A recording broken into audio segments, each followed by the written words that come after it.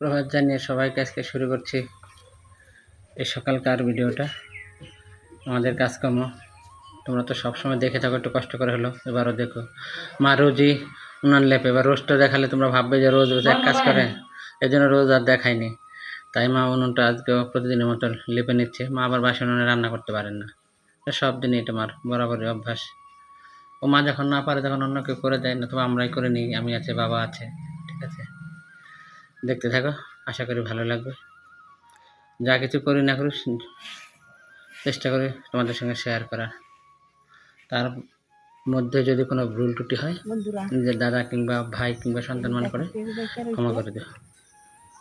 এই দেখেন কি সুন্দর সুন্দর পেঁপে, গাছের পেঁপে। এই দেখেন কি সুন্দর পেকে রয়েছে পেঁপে। এই যে দেখেন, দেখেন বন্ধুরা, দেখেন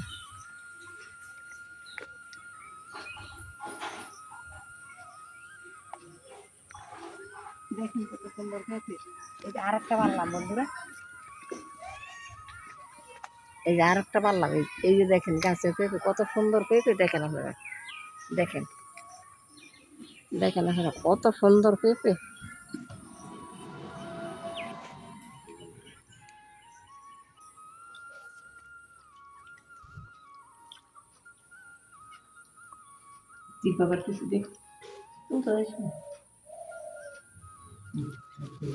আমাদের সকালকার খাওয়া দাওয়া হচ্ছে সিদ্ধ ভাত, বাটা, কচু বাটা, পেঁপে সিদ্ধ, বেগুন সিদ্ধ, কচু বাটা। একটু না, একটু না।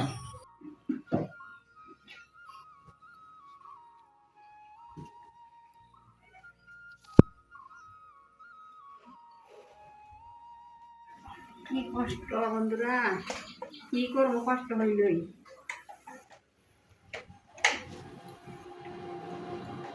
শুকনা করিয়া মুসি পারি না, কি করবো কষ্টে।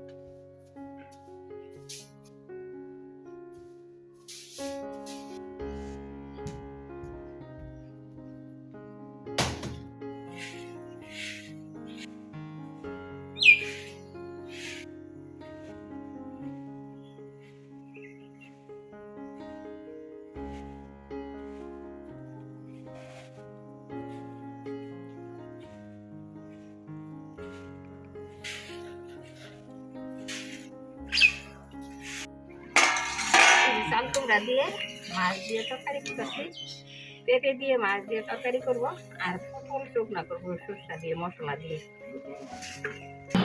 দেখো বন্ধুরা, এই যে আমি খাচ্ছি এই শস্য পটল।